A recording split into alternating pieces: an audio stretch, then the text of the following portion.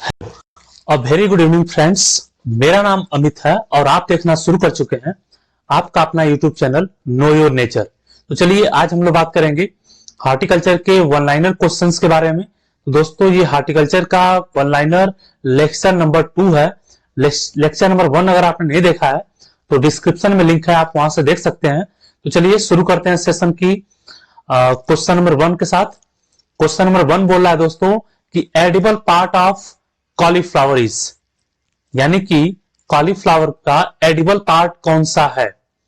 ठीक है, कॉलीफ्लावर यानी कि फूल गोभी में एडिबल पार्ट, फूल गोभी में खाने वाला पार्ट कौन सा होता है। तो दोस्तों फूल गोभी का कर्ड, जो कर्ड होता है, जो फूल होता है उसी को हम लोग खाते हैं, वही हमारा एडिबल पार्ट होता है। फूल गोभी का एडिबल पार्ट कर्ड होता है, कॉलीफ्लावर का एडिबल पार्ट कर्ड होता है। चलिए क्वेश्चन नंबर 2 की तरफ चलते हैं। Blanching, blanching is an important process of. Question number 2 बोल रहा है कि ब्लांचिंग क्या होता है, किस में एक इंपॉर्टेंट प्रोसेस है दोस्तों। तो ब्लांचिंग दोस्तों कॉलीफ्लावर में की जाती है। ब्लांचिंग का मतलब होता है ढकना। ठीक है, कॉलीफ्लावर में कर्ड को बचाने के लिए, मान लीजिए कर्ड है तो कर्ड को बचाने के लिए, कर्ड को लाइट से बचाने के लिए उसको जो है कि पत्तियां तोड़ करके पत्तियों से ढक दिया जाता है। ठीक है, कर्ड को पत्तियों से ही ढक दिया जाता है जिसको ब्लांचिंग बोलते हैं, या फिर 2-4 पत्तियों को पकड़ करके ऊपर से रस्सी के सहारे बांध दिया जाता है जिसको ब्लांचिंग बोला जाता है। तो ब्लांचिंग करने से क्या होता है दोस्तों कि जो कर्ड होता है वो सनलाइट के प्रभाव में नहीं आता है और कर्ड का जो कलर होता है वो व्हाइट ही रहता है। अगर वो कर्ड का कलर येलोइश कन्वर्ट हो जाता है तो उसको मार्केट में अच्छा भाव नहीं मिलता है, जिसके वजह से ब्लांचिंग की प्रक्रिया कॉलीफ्लावर में की जाती है। ठीक है, तो चलिए आगे बढ़ेंगे क्वेश्चन नंबर 3 की तरफ। क्वेश्चन नंबर 3 है दोस्तों कि whiptail of cauliflower is due to. Whiptail एक डिसऑर्डर है दोस्तों। ठीक है, विप्टेल डिसऑर्डर है, डिजीज नहीं है। विप्टेल, विप मतलब पतला, टेल मतलब पूछ, यानी कि कॉलीफ्लावर की पत्तियां पतली पतली पूछ लाइक स्ट्रक्चर में कन्वर्ट हो जाती है। ठीक है, कॉलीफ्लावर की जो पत्तियां होती हैं वो टेल लाइक स्ट्रक्चर में कन्वर्ट हो जाती हैं, उन्हीं को विप्टेल बोलते हैं। तो विप्टेल जो होता है कॉलीफ्लावर में एक डिसऑर्डर होता है। मोस्ट इंपॉर्टेंट क्वेश्चन भी है दोस्तों ये, और ये डिसऑर्डर मॉलिब्डेनम तत्व की कमी की वजह से होता है, मॉलिब्डेनम की डेफिशिएंसी की वजह से होता है। तो इसका राइट आंसर हो जाएगा molybdenum deficiency. Whiptail of cauliflower is due to molybdenum deficiency. दोस्तों इसको आप जरूर याद रखेंगे, most important question. Question number 4 की तरफ बढ़ेंगे। क्वेश्चन नंबर 4 है Pusa Ruby is a variety of. Pusa Ruby variety है। ठीक है, Pusa Ruby is a variety of. Pusa Ruby किसकी वेराइटी है। तो दोस्तों पूसा रूबी ICAR के द्वारा निकली हुई वेराइटी है। ये जो है कि टमाटर की वेराइटी है। रूबी से ही आप रूबी रेड होता है, रूबी रेड होता है, रूबी रेड, रेड टोमेटो होता है, रेड कलर का टोमेटो होता है। तो टोमेटो की वेराइटी है पूसा रूबी। ऐसे जो है कि आप फंडा बना सकते हैं, याद करने के लिए आसान कर सकते हैं। तो पूसा रूबी दोस्तों टोमेटो यानी टमाटर की वेराइटी है, तो इसको आप याद रखेंगे। क्वेश्चन नंबर 5 की तरफ बढ़ते हैं। क्वेश्चन नंबर 5 पूछ रहा है कि Swarna Rupa is the early variety of. Swarna Rupa किसकी अगेती वेराइटी है। तो स्वर्ण रूपा दोस्तों लीची की, यानी कि लीची चाइनेंसिस की अर्ली वेराइटी है। ठीक है, ज्यादा पहले ही प्रोडक्शन करने वाली लीची एक ऐसी फ्रूट क्रॉप है दोस्तों कि बहुत ही कम समय के लिए मार्केट में आती है, 2 महीने के लिए ही मार्केट में आती है, अक्टूबर नवंबर में मार्केट में आती है। तो स्वर्ण रूपा जो है कि अर्ली वेराइटी है लीची का, सबसे अगेती वेराइटी है, इसको भी याद रखेंगे। नेक्स्ट इंपॉर्टेंट दमदार question, Pajero is the variety of. Question number 6 है पजीरो। पजीरो दोस्तों आपको याद होगा, पजीरो नाम की एक गाड़ी आती थी, स्पोर्ट कार पजीरो। ठीक है, काफी धाकड़ गाड़ी होती थी। अब तो थार वगैरह आ गई है, लोग जो है कि पजीरो को यूज करते थे पहले के जमाने में, 10 साल 15 साल पहले की बात है। तो Pajero is the variety of. Pajero एक वेराइटी है किस फ्रूट क्रॉप की। तो दोस्तों वो फ्रूट क्रॉप है स्ट्रॉबेरी। स्ट्रॉबेरी की वेराइटी है पजीरो, इसको आप याद रखेंगे। आगे बढ़ेंगे next question, question number 7 Bolero. एक और गाड़ी आ गई दोस्तों, बोलोरो। ठीक है, बोलोरो भी एक गाड़ी होती थी, तो बोलोरो भी वेराइटी है मैरीगोल्ड का, इसको भी आप याद रखेंगे। Bolero is the variety of marigold. Pajero variety किसका है? स्ट्रॉबेरी का। और बोलोरो वैरायटी है मैरीगोल्ड का, यानी कि गेंदा का। ठीक है, अब बात करते हैं हम लोग क्वेश्चन नंबर 8 की तरफ। Richest source of vitamin C is.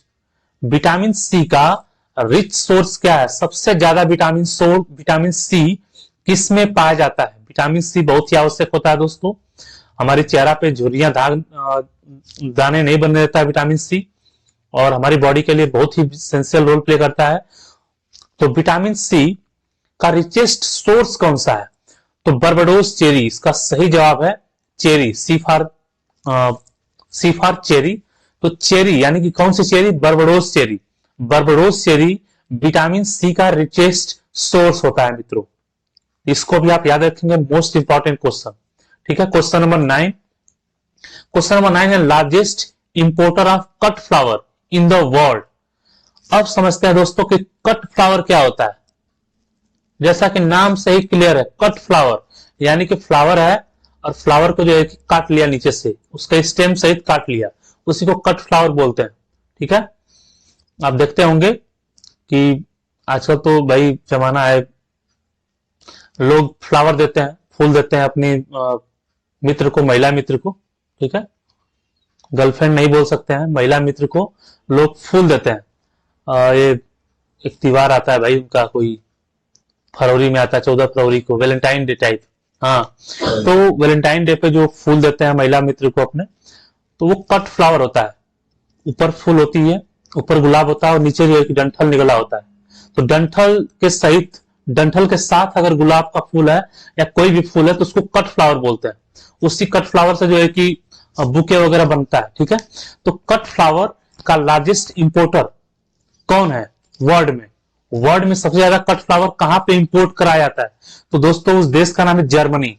Germany में जो है कि कट फ्लावर लार्जेस्ट इंपोर्ट होता है, यानी मंगाया जाता है। वहां के लोग फूलों के शौकीन है। ठीक है, तो इसीलिए कट फ्लावर किसको बोलते हैं समझ गए हैं? फूल होगा, फूल के साथ डंडी होगी, फूल के साथ जब डंडियां होती है तो उसे कट फ्लावर बोलते हैं। जिसको महिला मित्र को लोग जो देते हैं, या फिर पुरुष मित्र को भी दे सकते हैं, कोई बुराई नहीं है इसमें। ठीक है, तो largest importer of cut flower in the world Germany. ठीक है, तो जर्मनी एक ऐसा देश है जो लार्जेस्ट इंपोर्टर है कट फ्लावर का। कट फ्लावर क्या है समझ गए आप लोग। अगला क्वेश्चन है the dwarf variety of mango is. Mango की ड्वार्फ वैरायटी यानी कि छोटी वाली वैरायटी, मैंगो की ड्वार्फ वैरायटी जो हाई डेंसिटी प्लांटिंग में यूज होती है, 2.5 x 2.5 फीट डिस्टेंस पे लगाई जाती है, जिसका नाम है आम्रपाली। आम्रपाली जो है कि मैंगो की ड्वार्फ वैरायटी है, छोटी हाइट की वैरायटी है। ठीक है, जिसको हाई डेंसिटी प्लांटिंग में उपयोग कर सकते हैं, और 2.5 x 2.5 इसका जो है कि डिस्टेंस होता है, स्विंग डिस्टेंस होता है। अगला क्वेश्चन है question number 11। California paper cell is the variety of. Most important question, California paper cell किसकी वैरायटी है? तो दोस्तों ये सीधे सीधे एलमंड की वैरायटी है, यानी कि बादाम की वैरायटी है। कैलिफोर्निया पेपर सेल बादाम की यानी आलमंड की वैरायटी है। ठीक है, fruit of rose is known as. Rose के फ्रूट्स को क्या बोलते हैं? ठीक है दोस्तों, रोज यानी गुलाब, गुलाब का फूल होता है और उसी फूल से बनता है फल, तो उसके फल को क्या बोलते हैं? गुलाब के फल को क्या बोलते हैं? तो दोस्तों गुलाब के फल को हिप्स बोलते हैं। ठीक है, हिप्स बोलते हैं। गुलाब का फल होता है, पक जाता है, पकने के बाद खट्टा खट्टा स्वाद लगता है, मैंने उसको चखा भी है। मेरे घर पे गुलाब हुआ करता है दोस्तों एक समय पे, और गुलाब की जब फूल झड़ जाता है तो उसका जो बाकी डंठल होता है वो धीरे धीरे और मैच्योर होता है, मैच्योर होकर के वो पीला पीला हो जाता है, बड़ा सा हो जाता है, और उसको खाने पे खट्टा सा टेस्ट लगता है, तो उसको दोस्तों हिप्स बोलते हैं, यानी गुलाब के फ्रूट को। ठीक है, रोज के फ्रूट को जो है कि हिप्स कहा जाता है। चलिए आगे बढ़ते हैं। फ्रूट ऑफ ओकरा इज। ओकरा यानी कि भिंडी, लेडी फिंगर। तो लेडी फिंगर यानी कि भिंडी के फ्रूट्स को क्या बोलते हैं? भिंडी के फ्रूट्स को कैप्सूल बोलते हैं।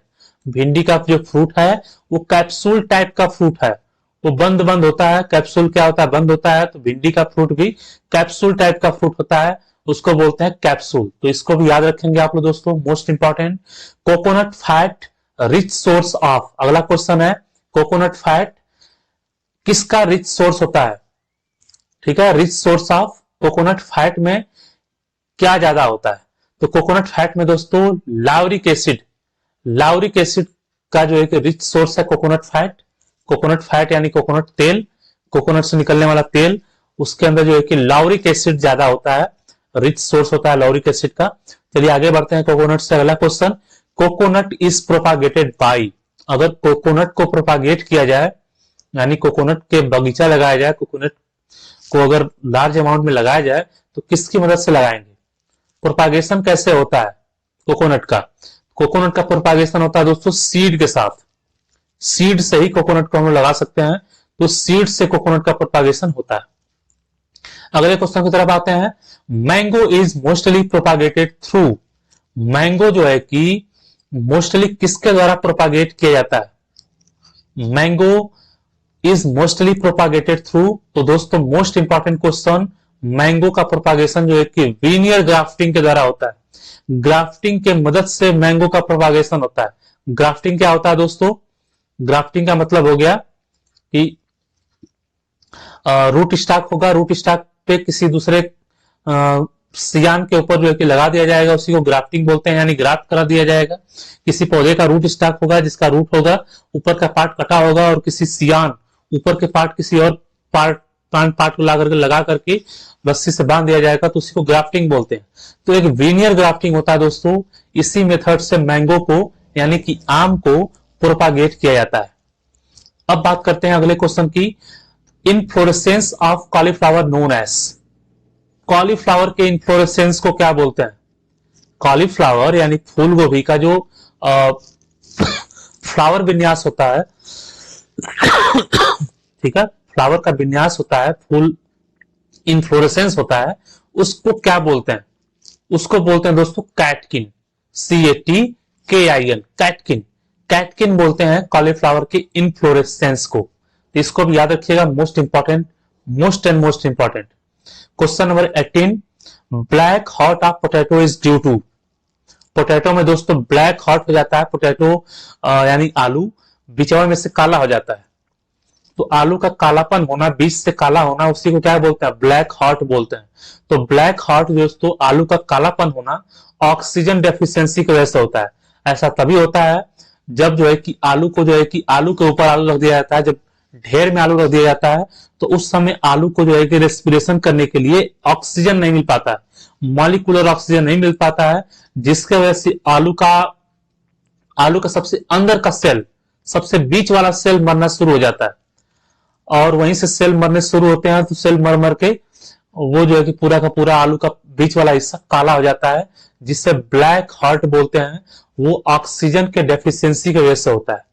तो दोस्तों कोल्ड स्टोरेज वगैरह में इसका ऑक्सीजन का बहुत ही ध्यान रखा जाता है, ठीक है, रेस्पिरेशन को रोका जाता है, जिसकी वजह से आलू जो है कि लंबे समय तक कोल्ड स्टोरेज में पड़ा रहता है और जर्मिनेट नहीं करता है। रेस्पिरेशन नहीं होता है तो जर्मिनेशन नहीं होती है, तो कभी बताएंगे आपको इसके बारे में।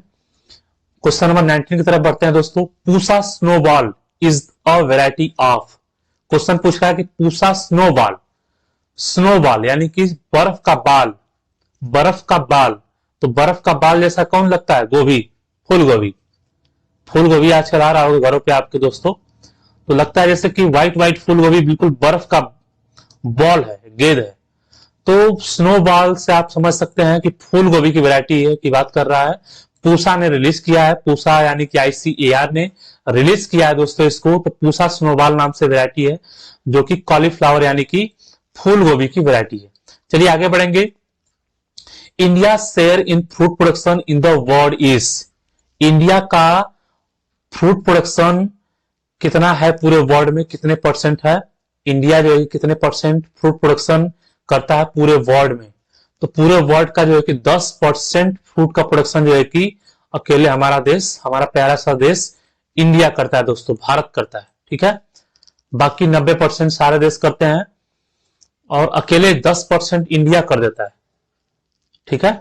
इंडिया का जो है कि पूरे वर्ल्ड में फ्रूट प्रोडक्शन का शेयर 10% है। अब क्वेश्चन नंबर 21 की तरफ चलेंगे। Development of fruit without fertilisation is called.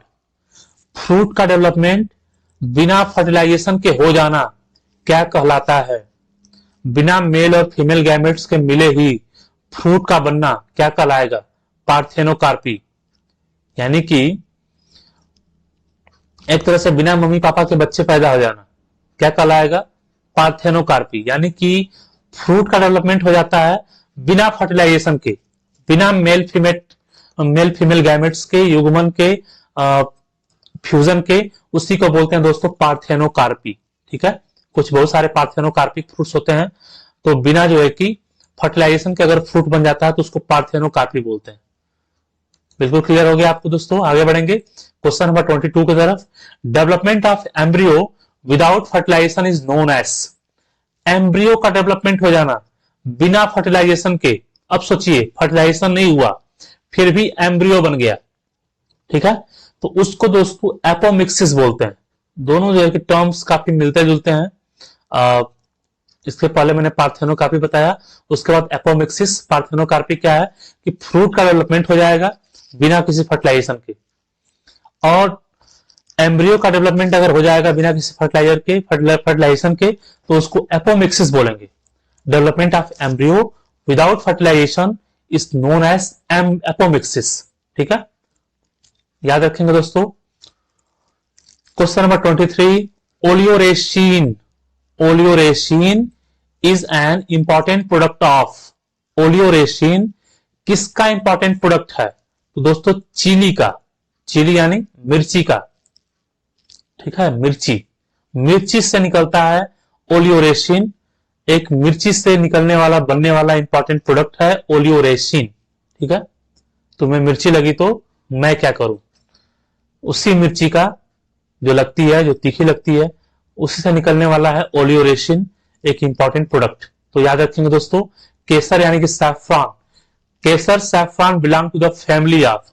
अब पूछ रहा दोस्तों कि केसर का फैमिली कौन सा है, केसर किस फैमिली से बिलोंग करता है? तो केसर दोस्तों